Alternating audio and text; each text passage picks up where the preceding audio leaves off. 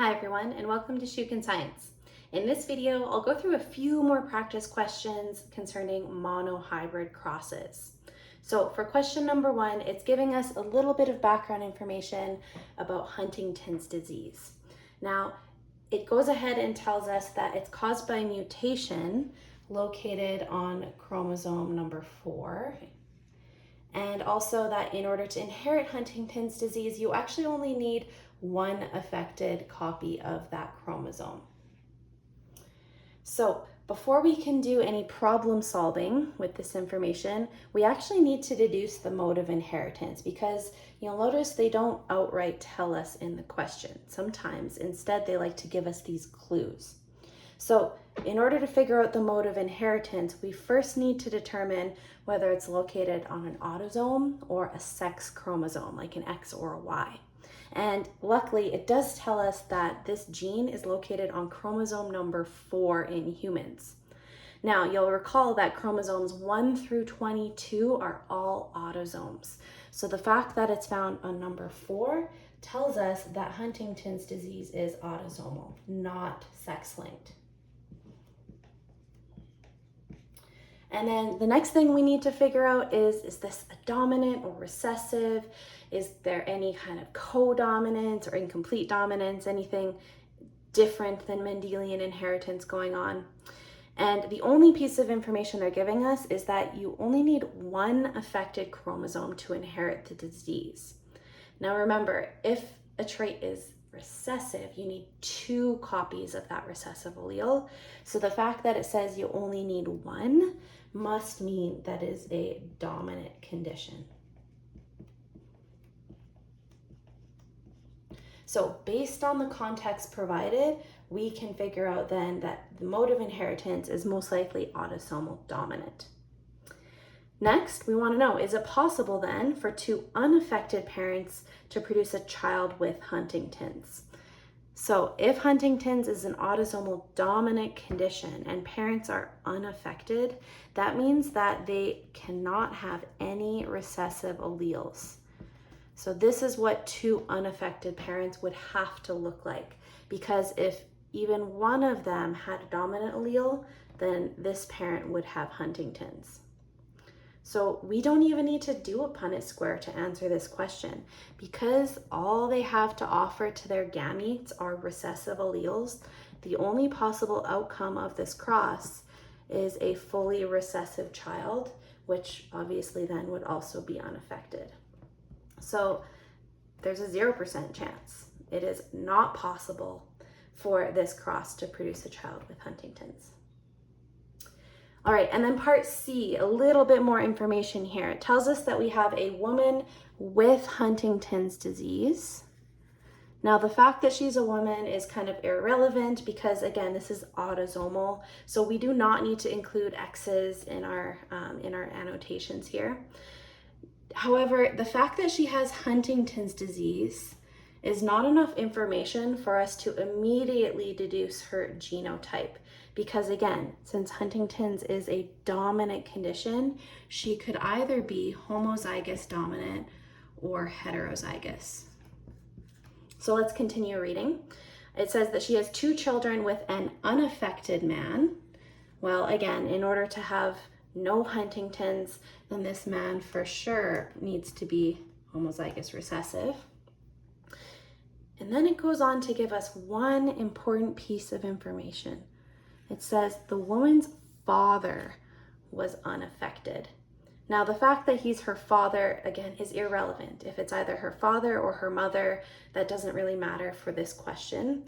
But the fact that she has one unaffected parent means that her father must again have had 2 recessive alleles to not have Huntington's. And so when he did meiosis to create his sperm cells that went on to create the woman, he only had recessive alleles to donate to her, which means that this woman must be heterozygous. If she has Huntington's, she must have a dominant allele, which based on this info, she probably inherited from her mom. And then since her father was unaffected, she must have inherited a recessive allele from him. So this little fragment of this sentence does help us to narrow down her genotype. So now we have the genotypes of the parents, and we want to know the probability of their children, remember they have 2 children in this case, having Huntington's disease. So this is the cross that we're conducting. And here's what our Punnett square is going to look like. We're going to start by separating our alleles, and then we'll bring them together to mimic that fertilization. And then of course we can answer the question. So the heterozygous individuals here, they will have Huntington's because again, it's a dominant condition. Whereas the recessive individuals here, they will not have Huntington's. So there's a 50% chance, or 1/2 chance of producing a child with Huntington's. And that probability applies to both children. So it's not like when she has her first child, let's say if the kid does have Huntington's, it's not like now we change the probabilities. Every single time this cross occurs, the probability is the same. So her first child has a 50% chance of having Huntington's disease. And then same thing with her second child, there's a 50% chance. All right, so for question 2 in our series of practice questions, we now are looking at Fragile X syndrome. So this in the background information is telling us right away that it is an X-linked dominant condition. And so we don't need to do any problem solving in terms of determining the mode of inheritance. It's outright stated for us, so that makes our job easy. We should remember though that X-linked dominant means that this characteristic is carried on the X chromosome. So that means any problem solving that we're doing involving Fragile X syndrome needs to include the X's and the Y's since it's carried on that specific chromosome. Okay, so the first part of the question just wants us to think about the potential genotypes of an affected man and an affected woman. So again, we do need to remember, since this is X-linked, we need to include those X's and the Y's, the sex chromosomes. And for a man to have this X-linked dominant condition, all he needs is 1 copy of that dominant allele. Since he only has 1 X chromosome, there's actually only 1 possibility for men with Fragile X. Whereas women, because they have 2 X chromosomes, there's actually 2 possibilities since this is a dominant condition. So the woman could be homozygous dominant, meaning she inherited one of those affected alleles from each of her parents, or an affected woman could be heterozygous, meaning she also has a recessive allele that is being suppressed by that dominant one. So then we can go ahead and solve the problem that's being asked here. We want to know the probability that a heterozygous woman, so that would be this person here with Fragile X, and an unaffected man produce a child with Fragile X. So we already know the genotype of the woman. If she's affected and she is heterozygous, then this must be her genotype. And then for her partner here to not have Fragile X, then he must have a recessive allele, in addition to obviously his Y chromosome. So this is the cross that we're doing. And then as always, we're just gonna go ahead and split those genotypes up into individual alleles to demonstrate the process of meiosis. And then of course, we're going to bring the alleles together to represent the process of fertilization. And now we can take a look at all the potential genotypes of offspring produced from this cross. And then we want to know what's the probability of producing a child with Fragile X. So in this question, we don't care about the sex of the child. We're not looking specifically for affected boys or affected girls. We just want to know in total, what's the probability of having a child with this condition, regardless of their biological sex. So now we need to take a look at these genotypes and determine the phenotypes that are represented by each. So we can see here, this individual would be female, and she will have a dominant allele, which again is Fragile X's mode of inheritance. So this child here will have Fragile X, as will this one, although this one will be a boy since there's a Y chromosome. But again, if there's even just one dominant allele, then that phenotype is the Fragile X syndrome. Neither of these two have a dominant allele, so we can ignore those, which means there's a 50% chance that this couple will produce an affected child. Okay, so moving on to question number 3 in our series of practice. This time we're going to shift gears a little bit and focus on fruit flies. So fruit flies are actually a great organism used for these studies because they have very few genes or very few chromosomes even. And so they make them really simple for scientists to study. And also they reproduce really quickly. So weirdly enough, we know a lot about fruit flies. And one of the interesting things that we've determined is that their eye color is determined by several different alleles on a single autosome. So this piece of information here is then obviously telling us this is an autosomal trait. And the fact that there are several alleles on that autosome that can come together to determine that characteristic means this is a multiple allele type question.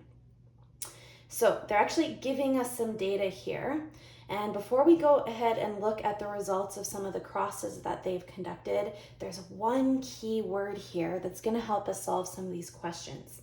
It tells us that the crosses conducted here below are between parents who are homozygous for the eye color trait. So that means all of them have 2 of the same alleles. So cross number 1, we have a parent with red eyes. So that seems to be our first phenotype. We're just going to call that B1. And since they told us that this parent is homozygous for that eye characteristic, they must also have a second B1 allele. And they're being crossed with a parent with a different phenotype, apricot eyes. And so we'll call that B2. And since again, we know that all the parents here are homozygous, we can say that this parent's genotype is B2B2. And then of course they end up with offspring, in this case, who have red eyes. So this offspring would have to be heterozygous because there's only one allele or one type of allele each of the parents can donate. So far, we can see that when red is crossed with apricot, red is the phenotype that wins out. So based on this piece of information, it seems as though the B1 allele or the red eye characteristic is the dominant one so far. All right, we'll look at the next cross here. In this case, we have another red-eyed fly, so we'll stick with that B1 notation. And they're, in this case, being crossed with a fly with honey eyes. I'm not sure how you tell the difference between apricot and honey, but anyways, honey eyes is the third phenotype, and so we're going to call it B3. And again, we know it must be homozygous. And when this cross is conducted, all of the offspring produced are, again, red-eyed flies. So their genotype must be B1, B3. And once again, that red characteristic seems to be winning out. So far, it does appear as though red is the dominant allele. And there are only 3 in this case. Now, technically, there are 4, but just for simplicity's sake, I just narrowed it down to 3 so that I could fit it all on the board. And so we do have one last cross then. The other option is an apricot-eyed fly, which if you recall, we decided was B2. And it's being crossed with a fly with honey eyes, which we decided was B3. And in this case, when those 2 are crossed, we end up with a fly with apricot eyes. So it seems here that in this case, if we have a heterozygous fly B2, B3, that the B2 allele is the dominant of those. So based on this data that they have provided, we can then go ahead and list the order of dominance for the alleles involved. So clearly, anytime a red-eyed fly is crossed with anything else, as long as that red-eyed fly is homozygous, then we do end up with red-eyed offspring. So red has to be the most dominant allele, and we've decided to call that B1. The next one looks like apricot, right? When we cross the apricot colored flies with the honey colored flies, then we ended up with the apricot phenotype. So that must be the next dominant one, which we have called B2. And then the least dominant, or we could say the most recessive allele, must be honey, because in both cases, when the homozygous honey-eyed flies were crossed with other phenotypes, we did not in any case end up with honey-eyed flies. So that must be the least dominant or most recessive phenotype. And we called that allele B3. So now that we have our order of dominance, we can go ahead and solve the problem that's being asked. In this case, they say we have a heterozygous fly with apricot eyes. Now, if you recall, apricot is kind of this middle version. And so there's actually two different ways that a fly could have apricot eyes, right? They could either be homozygous for that B2 allele, or they could be heterozygous. They could have one B2 allele, and since the B2 is dominant over the B3, they could also look like that. And now in this case, it is telling us we're dealing with the heterozygous version. That's why this word here is so important. So we know that the first parent's genotype is B2, B3. They have one allele for apricot eyes and one allele for honey. Next, they're telling us that this fly here is crossed with a red-eyed fly. Now, red being the most dominant trait, there's actually quite a few different genotypes that could produce a red-eyed fly. You could, as always, have a homozygous fly that has red eyes, or they could be heterozygous with this B2 allele. And then since it's also dominant over the honey one, there's a third option. All three of these combinations would produce a red-eyed fly. And so, of course, they need to give us some extra information here to help us narrow down which of these genotypes is correct. In this case, they're saying that this red-eyed fly had one parent with honey eyes. Now, that's helping us because we know honey is the recessive characteristic. The only way to have honey eyes is to be homozygous for that B3 allele. So if this red-eyed fly had a honey-eyed parent, their parent only had honey or B3 alleles to donate, which means since this fly is red, it must have one of those red alleles and it must have received a honey allele from their parent. So this must be the genotype of our red-eyed fly. So once we have the parent genotypes determined, now of course we can go ahead and answer the question. We want to see what the phenotypic ratio of the offspring would be as a result of this cross here. So I'll just make a little bit more space here. We're going to take our genotypes and split them up. So here is our heterozygous apricot fly, and then we'll do the same thing with our heterozygous red-eyed fly. And then we will bring those alleles together.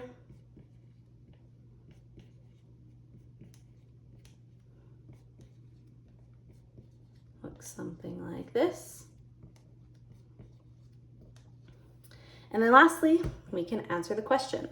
It is wanting us to determine the phenotypic ratio. So we need to do a quick analysis to figure out the phenotypes of the 4 possible genotypes produced here. This heterozygous individual has a B1 allele. So does this heterozygous individual. So anything with a B1 allele, since that's the most dominant one, we know that both of those are going to be red. And then next we have a B2, B3. Well, we know that B2 represents the apricot phenotype and it is dominant over honey.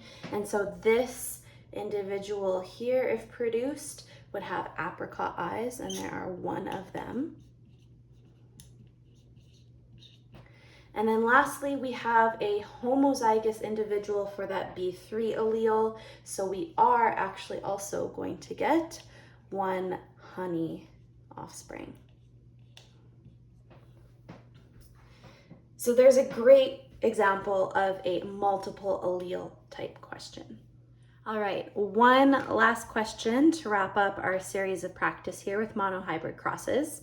In this case, we're dealing with an autosomal recessive trait, which is the inability to roll your tongue. Yes, this is a real thing. And so in our little example here, they're telling us that Jordan cannot roll his tongue, whereas both of his parents are able to, kind of like having parents with brown eyes who have a blue-eyed baby. Sometimes those children are surprised when they can't do those things or they don't have those characteristics despite their parents having them. And so in this case, obviously this is possible. We want to know then what must be the genotypes of Jordan's parents.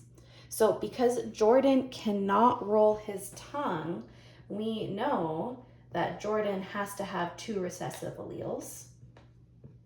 And since this is autosomal, we don't need to include any X's or Y's. It's not a multiple allele type question, so we don't have to have any little super or subscript numbers to distinguish between them.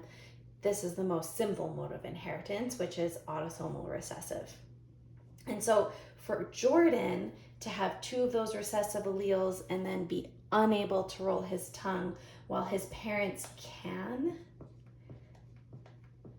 that is definitely a possibility. It just means that both of his parents need to be heterozygous. So the fact that they both have a dominant allele makes it so that they can roll their tongues. However, in order for Jordan to be their son, they obviously both need to have a recessive allele to donate because that's how Jordan was formed. So yes, both parents would be heterozygous in this case. And then next, if Jordan's parents, so this cross here, do decide to have another child, we want to know what's the probability that this new child will be a girl who can roll her tongue. Okay, so we actually have 2 different probabilities to factor in here. Because this is not a sex-linked trait, we're not going to be looking at X's and Y's in our cross, but we do need to remember that anytime reproduction happens in humans, there's a 50% chance that it will be a boy versus a girl. And that's due to the male, right? When a man who is XY goes to make his sperm cells, half of his sperm will receive an X, half will receive a Y, and there's a 50% chance of which of these fertilizes the egg from the mother, right? If this one fertilizes the egg, he'll have a daughter. If this one fertilizes the egg, he'll have a son. So the probability of them having a girl is 50%. Now, we also then obviously need to factor in the probability that this girl can roll her tongue. So this is where we're going to do a quick little Punnett square. We're going to take both of those parents and split up their genotype into alleles. And then bring those alleles together to show all the possible combinations. Okay, so let's remind ourselves that the ability to roll your tongue is the dominant trait here. So any of these options with a dominant allele are going to end up having that ability. So that means that there is a 3/4 or 75% chance that the child will be able to roll their tongue, and a 50% chance or 1 in 2 probability that the child will be a girl. So we're just going to multiply those together to get our final answer. So that means there's a 3 in 8 or 37.5% probability of both of these things being the outcome of this cross. All right, and that's our last question for this series of practice. Thanks for sticking it out. I know this was a long one. If you want to check out the next series of videos, I'll be getting into dihybrid crosses, so stepping it up in terms of level of complexity. Thanks, everyone.